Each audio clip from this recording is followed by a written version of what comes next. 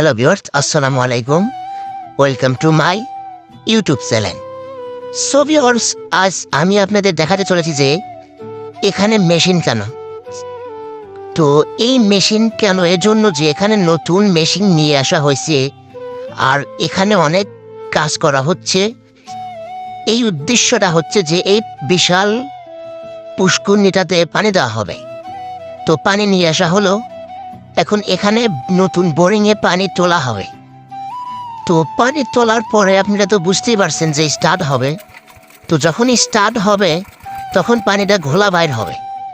বিশ্বাস না হলে দেখুন, এই যে এই ঘোলা পানিটা বাইর হওয়ার কারণ নতুন বোরিং, যার কারণে ঘোলা পানি বের হচ্ছে। আর কিছুক্ষণ পরে ফর্সা পানি বের হবে, কারণ অনেকক্ষণ চলছে। তো আশা করি বুঝতে পারলেন যে কিভাবে পুকুরিতে পানি দেওয়া হয়। ধন্যবাদ।